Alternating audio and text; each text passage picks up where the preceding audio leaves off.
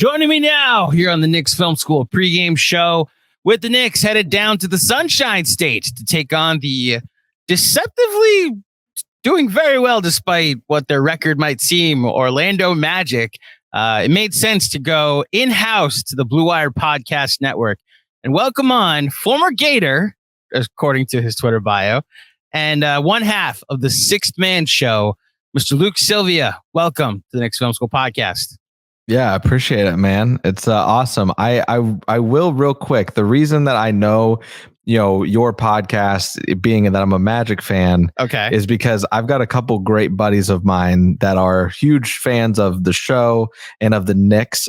So shout out to my boys, Brandon and Danny. I told them that I would give them a shout out here, but yeah, brother, I'm familiar. Obviously, you're part of the Blue Wire family too, and so I've perused the page a couple times of the NBA teams on that page, and seen you guys and my boys know who your podcast is and know who you are. And so I wanted to give them that shout out. Well, shout out to your boys, Brandon and Danny.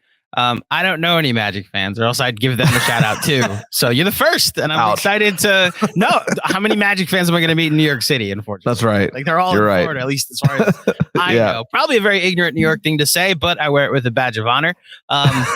Another ignorant thing to say would just be that the Magic are bad. And here's how us at Knicks Film School, how we're approaching this game. Yes, we see the 22-32 record. We also recognize that both teams' seasons, the Knicks and the Magic seasons, seem to have hit some type of corner and turned it around the same time. What I mean by that, so if you're not aware, the Knicks got off to not a bad start. They're like hovering around 500. There's this December 3rd game where they were up big in the first half, blew a double-digit lead. I think it was close to 20-point lead to the Dallas Mavericks. It was a matinee game at Madison Square Garden.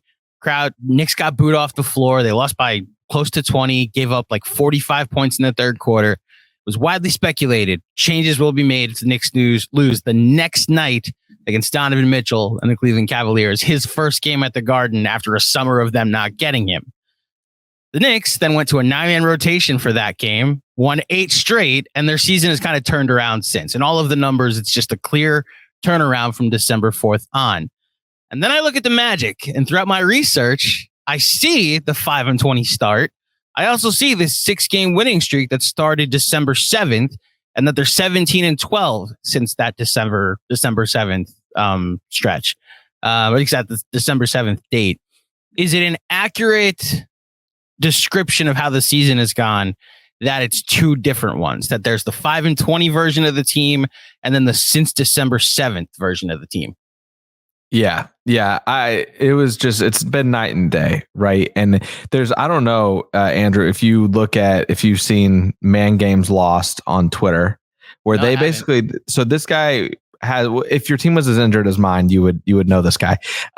He essentially has this chart where he talks about essentially like the combined amount of games that your team has lost. He's created this chart to display these numbers. And for the last couple seasons, the Magic have far and away been the leaders on this chart. So, and Man Games Lost, the Magic, like he had to extend the graph to make the Magic where they are now. And no one's probably going to catch up. And so this is the thing with the Magic. They were very injured. 5-20. That was an injured team. That was a young team. And now they're healthy. And in your last 29 games, you're 17-12. This is not, like you said, it's an ignorant thing to say that this is a bad team. Yeah. This team was bad when they were injured. But when they're healthy, they're a fun, young, league pass-esque team. And listen, man, 22 wins. That's how many the Magic ended last year with. And we still got a lot of ball to play. So us Magic fans, this is all icing on the cake. We think that this team can vastly improve upon what they were last year. So that's interesting because, look, I don't know how the rest of the league will view the Magic. I'm just letting you know now, I don't personally have confidence going into tomorrow night. It's not that I don't think the Knicks can win the game. I'm just not looking at the Magic as, if you go like by net rating, like a bottom 6 team. They clearly have played better since that start, like you said. And I now am following Man Games Lost on Twitter. So shout out to them and shout out to you for endorsing them here on this show. Is that the goal this season? Is like, do you want them to make the play in, or is this like you said, icing on the cake? You showed progress, and is there eventually going to need to be a pivot because of what the lottery looks like this year?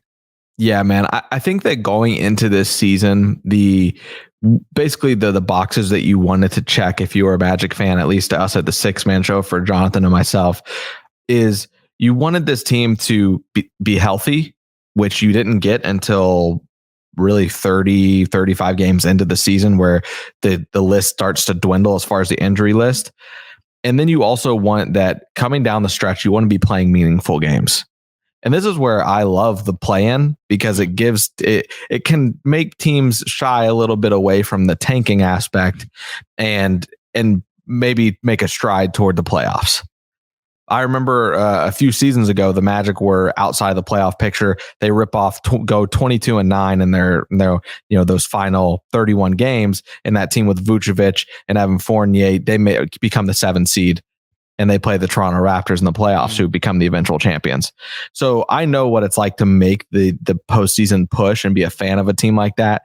I think this team is capable. I just want to be within striking distance in the last month of the season, because for the better part of a decade, Andrew, the season's been practically over by February, January even. So the fact that this team is actually playing meaningful basketball right now is super, super exciting. And you obviously have a lot of young talent that you never want to miss a game. And it's because these guys could do anything on any given night. Yeah, it's funny you say that about the just enjoying meaningful basketball, as if I'm foreign to that concept of just being appreciative that the season is not over here on February 6th. Yes, I can absolutely understand the notion of, again, the similarities in seasons. I think the Knicks were figuring out what rotation worked best for the first 2 months, and it sounds like the Magic were just waiting to get healthy. Is that a fair assessment? That did you go into this season with thoughts that the December 7th on team existed, and then the injuries derailed it, or is this out of nowhere?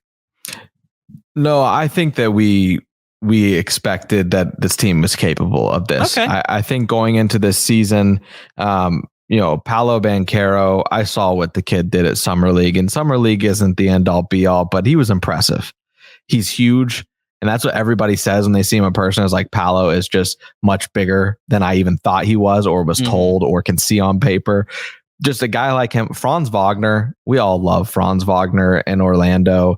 There's a debate. He's the best player on this team. As it stands, the ceiling, that's a different story. Ceiling's different. I'm doing the research for this. I actually don't think it's a debate. I think he's the best player on this team, just on the outside looking in at the advanced metrics. Yeah, you're clearly a better team when he's on the floor, Yeah, well, no doubt about it. So yeah, man, I thought this was possible, how this team has been playing. I said that this team could win, if healthy, 38 games. I don't retract that statement. This team started 5-20, man. Like you started way behind the 8 ball with this team, and it was because of injuries. And so that was my caveat. I was like, fully healthy, this team can win 38 games. I still think that's the truth if they were healthy all year. Really encouraging to see us be where we're at, considering the start that we had. I think we were, getting to the point where we're like, man, is it lottery time yet? 5-20, like that was terrible. But I will say the talent on the team, like I said, you still want to turn your TV on every night, no matter how bad the record is, because of how exciting, and you just can't help but think about the future with this team. So it's funny, we have a running joke here. It's an inside joke, but a running joke nonetheless, that the Pelicans are my Pelicans, because I keep bringing them up as the reason not to tank.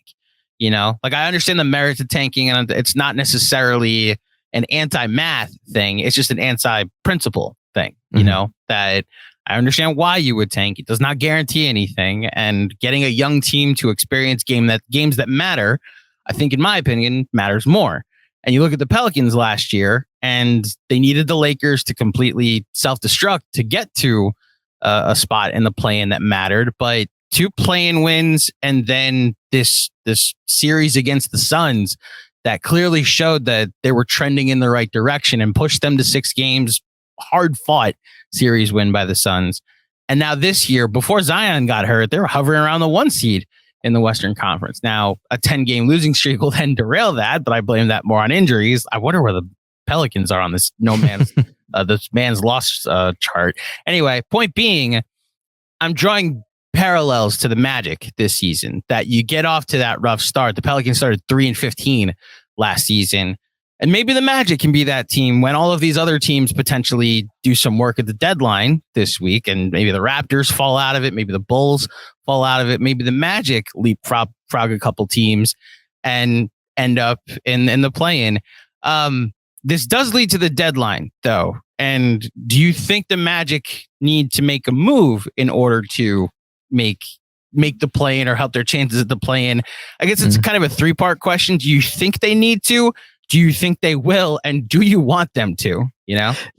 Well, first of all, I will say the Pelicans are 4th on the man games lost chart. Okay. So it makes sense. Sounds right. Brandon Ingram, now, Zion Williamson, makes a ton of sense. Yeah. Right. Yeah. So in regard to your question, I don't think that they need to do anything like I said, with the roster they've got, they're 17-12 in their last 39, right? Or 29. So I just don't see that they need to do anything, right? Like you need, if anything, you need to not shake up this roster. They are learning continuity and how important it is. And Coach Jamal Mosley is a young coach in this league. As a head coach in terms of experience, he's still learning a lot. He's learning rotations, and you're just throwing a wrench in things by changing this roster up more than you necessarily have to. I think that, we're at to the point where Terrence Ross has seen like 5 or 6 DNP coaches' decisions in a row. He's probably gone. RJ Hampton, the Magic don't pick up his option at the beginning of the year. He's down and, playing in the G League, and it doesn't make sense because when he does get play time, he does it well, and he shows why he should deserve minutes and be in this rotation. He'll probably get moved. It's a business decision, right? It's a business at the end of the day. We hear that so much.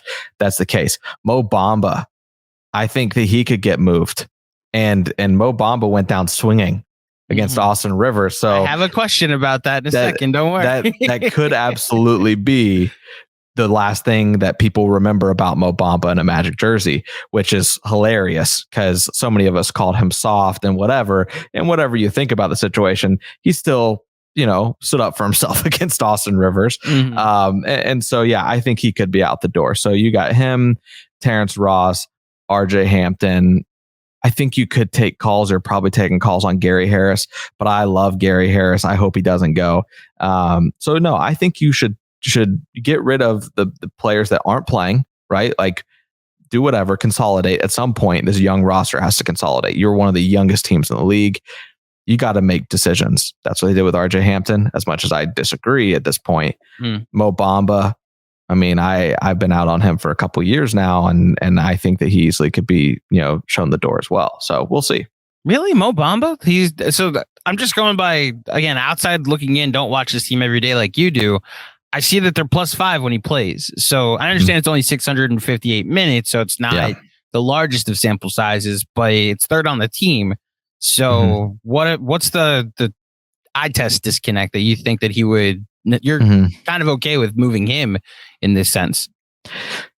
It is more than, you know the term, right? Like box score watchers, or this is why, you have people like myself and Jonathan who represent, the Magic fan community and the Magic as a whole. And, you guys do that obviously as well when it comes to the Knicks, is that you're just, and I understand that, like, that's exactly why you're asking me that question, because on paper, it's like, he's not getting a lot of run. And it's like, but where's the disconnect? Because it seems like the team is better with him on the court. But at the end of the day, right now, you look at it and Mo's playing 17 minutes a game. So it's mostly backups against backups. Gotcha. Yeah. And he doesn't, if you look at his game, man, like he doesn't have a post game. He could be matched up, and I've seen it. He can get matched up against Peyton Pritchard or Fred VanVleet, and he's either not trying anything on them in the post, or he's missing horribly. It's getting pinned between the backboard and the rim. Like there's just nothing there as far as that goes with his post game. And that's the most frustrating part. He wants to be 6 feet tall so badly, but he's not, So yeah, man, Mo's just kind of frustrating because it's like we all saw the potential. He was a number 6 pick, and it just hasn't panned out, man. We're coming into this is his 5th year on the Magic. He's not really ever gotten over that hump. He scored in double digits once. I mean, we'll see. Maybe he'll go somewhere else and thrive and on a team that can benefit. But I'm pretty out on Mo. Well, someone who, I mean, look, we're New York's gonna. There are a lot of Knicks fans that the night of the draft that Cole Anthony went, that they wanted Cole Anthony to end up with the Knicks. I have some questions about Cole Anthony and how this season has gone. First of all, so just your opinion on how his season has gone. I see some of the numbers and not seeing a lot of great numbers as well. What's up with Cole Anthony right now?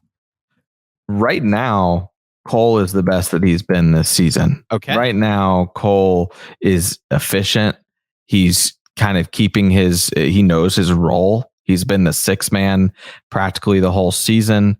He's only started in 3 games up to this point. So, he was asked by one of our, on TV personalities after one of the games, essentially what he makes of this 6-man role. And he replied with, "I'm a starter in this league and I know it." And at that point I was like, man, I get it. Like, you're supposed to be confident, but at the same time, it's like, I wish you would have just given some type of thing about like, I'll do whatever to help this team win. Yeah.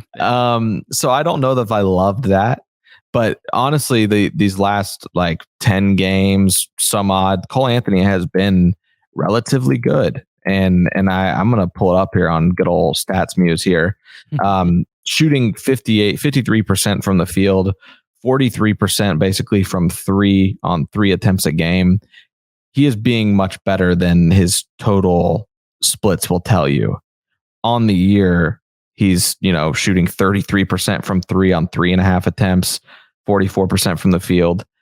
But he's just been a lot better as of late. And I truly think he's just buying into that 6-man role. He's also getting minutes alongside guys like Jonathan Isaac, who are slowly making their way back. He's getting more talent alongside him too. And that whole continuity piece, right? Where the more minutes he gets with that unit, that's going to be his unit, the better. And Mo and Cole has been good in that role. And I hope that he stays in that role. So I say over Markelle Fultz, but that would be obviously what he would apparently prefer, is to be the starting point guard over Fultz. Do you prefer that Fultz is starting point guard over him? Yeah, night and day. I love Markelle Fultz. Okay, wait. Yeah, I listen, Markelle Fultz, there's stuff that he does that does not show up on a stat sheet. Just the decisions that he makes when he wants to slow down the tempo, when the other team has made a run, just things that like the other young guys on the team, they just want to get out and go all the time. And it's like, you just have to know when to do those things and how to set the tone. And Markelle Fultz is that guy when it comes to that, man. I can't wait to see what he continues to be. And I'm cool with him being what he has been. I don't need him to be a superstar. I've got Paolo and Franz, I just need a guy that's not going to make the dumb decisions. And I think that Cole also could make the argument that maybe he starts over Jalen Suggs, because when Jalen's healthy, Jalen starts. And I think that you have a fair case to be made. Jalen Suggs is not a great offensive player by any stretch. Defensively, he's filthy. I love Jalen Suggs on the defensive side of the ball. He is an incredible perimeter defender, and he's only been better as of late. So it's just kind of whatever you prefer. Do you prefer an offensive, shot chucker in your starting lineup, or would you rather him be a spark plug off the bench and kind of know his role and settle into that and be the guy in that unit instead of trying to be the guy amongst the starters? I would rather Cole Anthony be off the bench. That was going to be my question about Suggs, by the way, is there still, like, I guess because of his defense, you waited out, but how are you this is 3 years into the process with Jalen Suggs, or 2 years? Year two. So it's 2 years in. We're just waiting for the offensive game to come around. It feels that way, right? Okay. But even this year, like, I just wanted improvement, and you've gotten that from an efficiency standpoint. And it doesn't look great if you just line out like this year's efficiencies, but when you compare it to last year, I mean, last year he shot 21% from 3. This year he's shooting almost 30. So like, I'll take that jump. 9 percentage points is a jump, and it's a good one. And also, I just think like when he doesn't have to be the guy offensively, it's when he's best, and when you can put him amongst starters who can get their own bucket and can facilitate for others, like a Markelle Fultz, get their bucket like a Paolo and Franz. I think Jalen's the perfect guy there, just because he's going to work his butt off on the defensive end and be that anchor that you need. So yeah, I'm not out on him, but I was never super high on Jalen Suggs. Even when the Magic drafted him, I wasn't crazy about him, and we'll see what he becomes. But I with the talent this roster has, I'm okay kind of waiting around to see what Jalen becomes. It's only year 2. He's been injured quite a bit too. Played 48 games last year. He's played 29 games this year, but we'll see what happens with him. He was with the 5th or 6th pick in that draft. 5th pick. Okay. Yep. Like, him 5th and Franz 8th. Oh, nice little draft you pulled out there. Yeah, I don't have any Franz questions other than like he's awesome, and I'm sure you're enjoying that. The Paolo stuff, like I think. Well, first of all, how shocked were you on opening night for Knicks fans that were unaware? Because we all thought that it was going to be Jabari going to the Magic, and then last minute it was Paolo. Yeah, draft night was nuts because Woj tweets it out that morning. This is basically, we're coming in on the final hours. The draft order looks like it's going to be Jabari, Chet, Paolo. And then you go to like 10, 20 minutes before my time. I don't, all that is a blur at this point. I don't remember when Woj broke the news or whatever, but we're all in the arena and I'm trying to avoid my phone.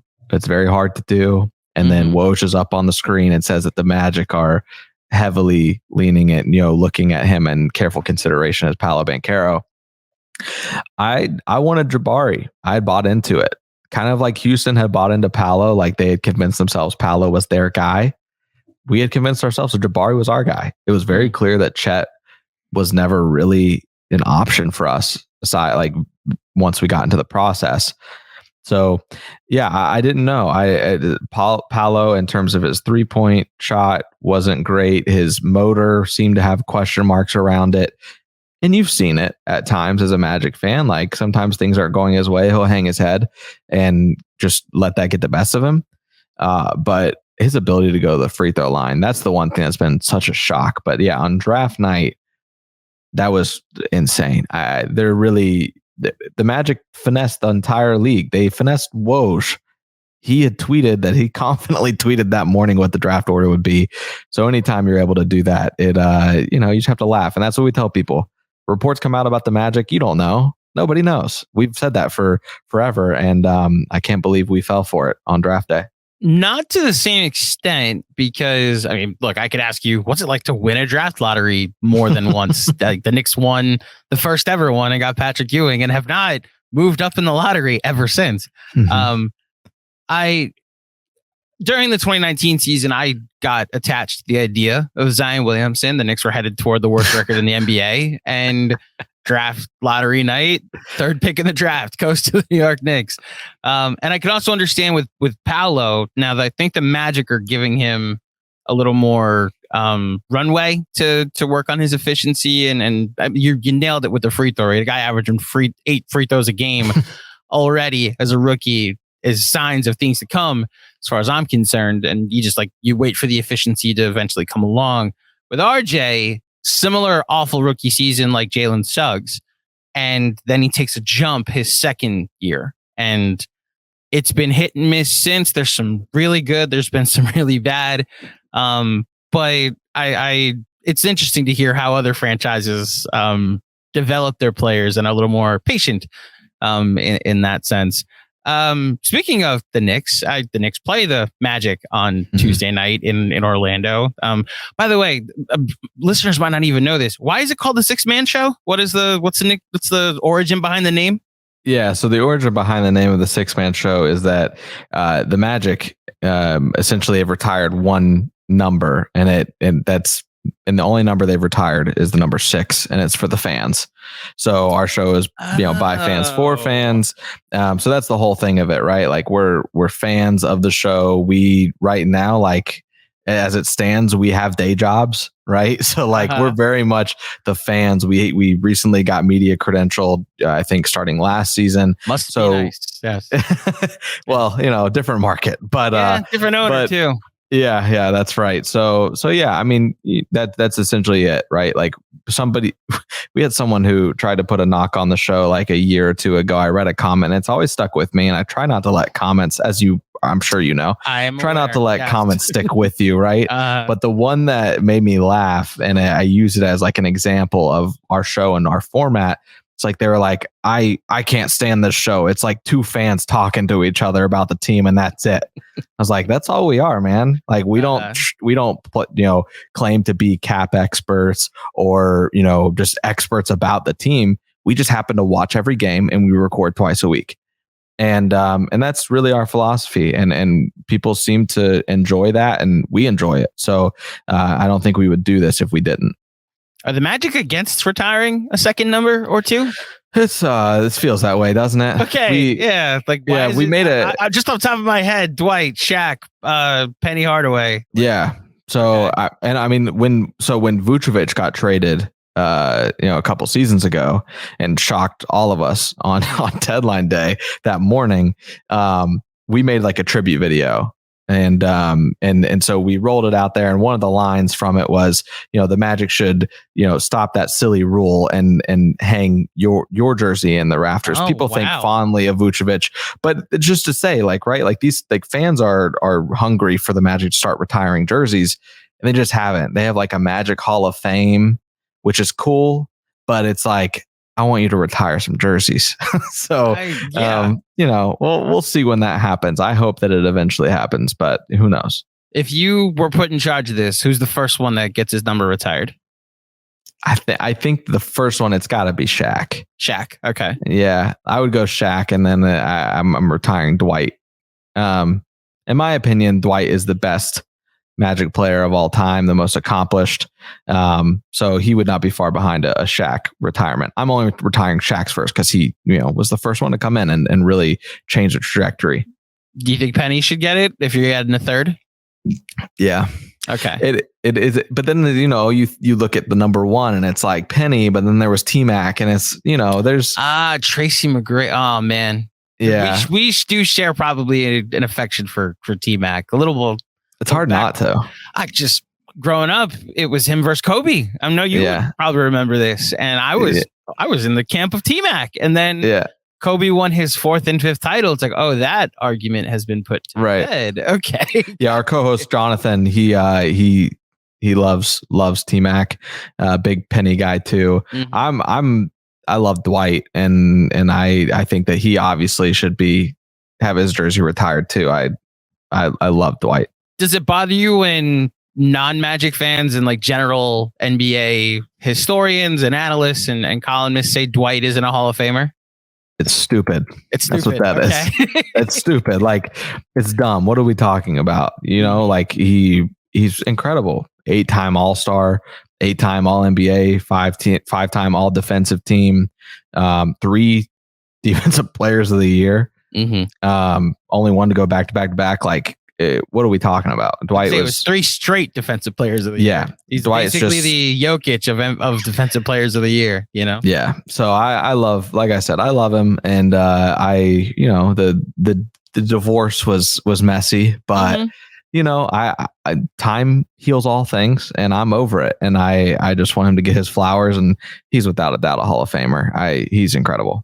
Listen, we did a Patreon pod over the summer with the top 75 and thought he should have been there. And of course, obviously the voters thought a little differently, but there's politics involved there. And when Shaq that's a more interesting thing, because Shaq just does not like Dwight Howard. And some of it might just be like another Magic center called himself Superman. Right. How do you navigate that? The Shaq, one of the greatest Magic ever, has like a vendetta against in your opinion, greatest Magic player ever. Listen, Shaq doesn't do anything in regard to the Magic. Like the guy doesn't really come around. He's come around maybe as of late, but like nothing, like, you know what I mean? Like it's just, he hasn't really claimed Orlando we wish he would. But hey, he went out to LA, he did his thing, obviously. And that's really who he wants to claim. And that's fine. You know, you had a lot of success there, but as far as the Magic, man, he was talking crazy. I don't even know, like a couple months ago about, you know, me and I think he said me and Dennis Scott, we still run that organization. And it's like, you don't even come around this organization. Yes. From Atlanta, you run. Yeah. You run this organization. So yeah, I honestly, I care more about Dwight than Shaq. So I don't really care too much how Dwight feels. I mean, Shaq feels. Yeah. Last question before I let you go. Again, the Knicks play the Magic at 7 p.m. What's the name of it's Amway Arena, right? Yep, the Amway Center. Amway Center, excuse me. You're the good. Amway Center in Orlando on Tuesday night. I like to get people's opinion on the Knicks and what they're doing this season, because we're so wrapped up in the day-to-day and the probably over coverage of this team that it's nice to get the outsider's perspective. No holds barred. What's your honest take on how the Knicks are and how you view them coming into Orlando on Tuesday night? Well, number one, I'm happy that Mitchell Robinson's not playing. I know his hand is in a cast, right? So yeah, he broke a bone in his thumb and had surgery about 3 weeks ago. So that guy gonna be back. That guy on the boards, no thank you. I don't want to deal with him. I'm personally relieved that he is not playing. There were so many times in that game at MSG where I just was not thinking nice things about Mitchell Robinson. And it's because he's just so frustrating. Like he is just incredible on the boards. You know, I'm interested to see, you know, how it goes. But as far as the Knicks, man, I mean, what can I say? Y'all have a better record than us. You turn that corner, obviously. I think IQ is a great talent there in New York.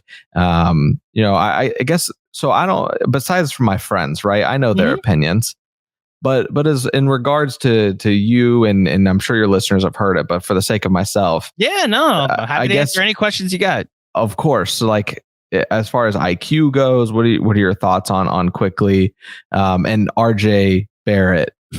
Where do you stand on those two? I'm most interested in those. No, I laugh because these are the two most discussed players easily, of course. And like in the same context, it seems, though it probably shouldn't be RJ versus IQ. If you go to the lineup data, every single positive Knicks lineup involves Emmanuel Quickly, it seems. If you go to, I'm going to pull up his stats for the season. It's him and Mitch, I believe, have their best on-off for the year. Yeah, Mitch is, in the 94th percentile at plus 10.5 in about 1,000 minutes. And Emmanuel Quickly in over 1,400 minutes is in the 90th percentile at plus 8.9. So you're going to notice something if RJ is playing, because he was out. Apparently he got really sick during warmups the other night, which led to an Evan Fournier game. A blessing that we're all very thankful for. So if RJ does play, he'll start, and the Knicks have been getting off these slow starts in the first 6 minutes. Then Quickly comes in around the 5-minute remaining mark, and it's a whole different show. And it might not always show up in the box score. He still, from time to time, can have some bad shooting games, like a 2 for 8 or a 3 for 9. But what he does on the defensive end, his anticipatory instincts with like rotations and deflections are outstanding. He's got this wingspan that allows him to guard your point guard or your small forward. So I'm very pro IQ. This report that he was on the trade market, he got off to a very poor shooting start, and he's extension eligible. And as I mentioned, the Knicks got off to a pretty bad start this year, and we're potentially mulling whether this season was going a certain direction that they needed to start making some trades. He played himself out of trade talks, though. So it's like that, I think, is the best compliment I could give him. As far as RJ Barrett is concerned, I would be nice to the RJ Hive watching and say that I think he's nowhere near as bad as the sky is falling portion of the fan base has viewed him lately. I do think there's a fit issue that isn't necessarily RJ's fault, because the Knicks literally have 3 lefties that all like to drive, with Jalen Brunson, Julius Randle, and RJ Barrett. And he's the third guy. Like, he probably should be a third guy on a good team, which is fine. But like, he'll have these bad shooting nights, and then he's lost a step on the defensive end this year. And that's the issue. You know, if you're going to be a poor shooter and a poor defender, what usefulness are you? And like, he got benched down the stretch for Emmanuel Quickley against the Lakers, the correct decision, and then didn't speak to the media afterwards. And it was like, wait a minute, like, this is now a thing. Like, hold on. Like, even when so there's a conversation around RJ that we're having. I don't think it's that big of a conversation anymore, but there's the fact that the Knicks put him in trade talks for Donovan Mitchell and offered him to Utah. And to this day, I'm pretty sure if the Knicks were okay trading one more unprotected pick, RJ Barrett would be in Utah. So there's that element of it that I don't know how much it's affecting him, because I've never talked to RJ Barrett, so I'd be literally guessing. But that would be my evaluation of those 2 players. RJ has seemed to plateau a little bit, whereas the sky's the limit as far as I'm concerned with IQ. Okay. I know we're coming up on time here, Andrew. My last thing. So I was watching the Clippers Knicks game the other night, and I've seen this a few times, and I don't know if it's just a recurring thing or if I just catch it on the nights this happens. Anytime it's crunch time, I feel like Julius has the ball. In the action, there is no action. It doesn't seem. It seems like it's just Julius gets it. He might try to post up, like, free throw line extended, and then go to work, and you just hope he makes the shot. Is that a common occurrence that's kind of the go-to thing down the stretch, is just give the ball to Julius despite Jalen Brunson being right there? Well, no. So I do think it is a little your turn, my turn with him and Brunson. Brunson's crunch time stats are ridiculous this year. And the Knicks, I will say, it's something I haven't said on the pod yet, but it's a recent change, that it's been less about we call it the prevent offense, where if you're winning, you're literally you're taking all 24 seconds in isolation, and either Julius that does a long 2 or Brunson runs along 2. Almost lost them a game against the Celtics a couple weeks ago. And literally the last 4 games, I've noticed ball movement in the last couple minutes, even from Julius Randle, which tells me they're looking at film. And so it's not like their point of their offense, you'll see, is they're trying to get to the paint, and it's all about drives. And now it's become drives and kicks. And so they've been a poor 3-point shooting team, but like the way that they were able to they will come back against the Clippers, beat the Heat, and beat the Sixers, is they're driving and kicking to the wing. And it's Quentin Grimes or it's Emmanuel Quickley or even RJ Barrett when he's making it. Like Deuce McBride has been making some threes. Evan Fournier hit a bunch of threes the other night, mostly on drives and kicks. So that, I think, is what the point of the offense has now become. As far as the Julius isolation stuff, we call it the run the Jules offense, because sometimes we just, all right, run it through Julius this play. It's like, I'd rather you not. I will say, though, he has, at least the past couple games, shown improvement in the, I'm not just going to settle. If he can get to the rim, he's about as strong as anybody besides Giannis in the league. So I get it. But the fadeaways and the long 2s have started to go away recently. And he's actually looking when the double comes for who's open. Yeah, so that's interesting. Yeah, that was the only other thing I wanted to ask you about as far as the Knicks go. Something I caught the other night. So I listen when the Knicks played.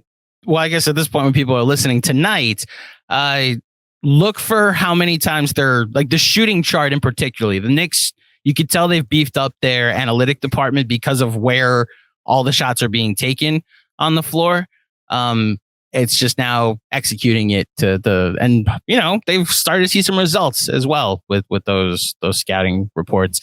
I'm excited to get a first look at this new version of the Magic. I have no idea what it means for the Knicks' chances tomorrow night, but I also just like personally, doing the research for this show, I admire a well-produced podcast, and I do think the Six Man Show is one of the better produced podcasts that's out there, both visually and audio wise. I'm a digital media background, so I can appreciate well done production when I see it. Yeah, well, that's a shout out producer Kevin. He has come on board in the last, I don't even know, year and a half, something like, I don't remember, but he's been on for a while, and ever since he came on our production quality, he's great. Because before it was Jonathan just doing it, and Jonathan doesn't have the time to go through and produce it maybe as thoroughly as Kevin is able to. And yeah, Kevin's a great talent, so I'm sure he will appreciate the shout out. Well, as a producer, Mr. Kevin, I shout out to you, Kevin, watching if you see this, because I feel the pain and I appreciate the work that you do.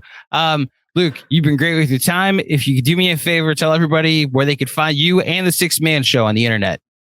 Yeah, so if you guys are watching on YouTube, you guys see my handle for Twitter is @LukeSylvia96.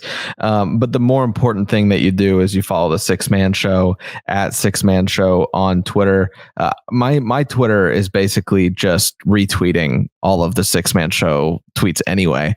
So go there. Drop a follow for us. We release episodes every Monday and Thursday, typically like middle of the night, more like it, because we record previously the night before, and just drop that as soon as we have it ready to go. So that is all producer Kevin, staying up all hours of the night to make sure that that's good, and Jonathan as well. So yeah, that's where you can find us. Instagram @SixManShow. We're pretty much @SixManShow anywhere you can think. So. Knicks fans will appreciate a producer staying up all night after Jonathan has done some hosting work. There's quite literally the formula of Knicks Film School at times. But perfect. Yes, Luke, thank you so much for joining me, man. And I wish you luck in tomorrow night's game, but I hope that I wish the Six Man Show all the luck in the world. How's that? Appreciate that. I hope some good things and highlights and good content to come out of it. That's what we can hope for. There you go.